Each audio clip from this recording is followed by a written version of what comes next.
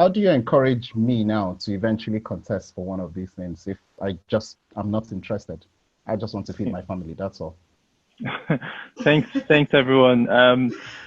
Well, I think I agree with what Ormon and Malaki said. So to go to understand how to encourage, I think the first thing to talk about is why are a lot of Black doctors discouraged to take positions in these professional organizations and our associations. I think a lot of our doctors, from my experience with my association, they feel a bit of bias towards this organization. So, I mean, for example, going through the RCGP or the GP training, we had a notion that the exam was biased against us. So now coming out of that to think we want to be a member of RCGP and take positions there probably would be difficult because we already feel that the organization is not for us. So we need to find a way to tackle that.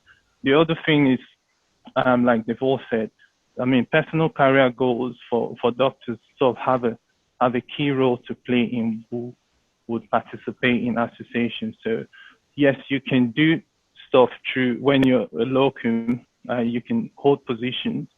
I think majority of the positions still go to those that are in definitive roles in surgeries or in bigger organizations because they almost come naturally to you. You don't have to look for it.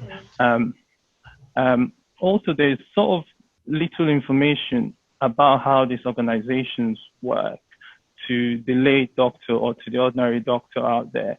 What are these roles? It was only 2 weeks ago or 3 weeks ago, we had a good knowledge of how RCGP elect their council members and all this information. So those things discourage. So to answer your question, I think we need to find a way to put this information out there to all our doctors. So what we do is currently, if we get a position come out, we put it to the group. So the Telegram group, the Facebook group, to say this position is out there.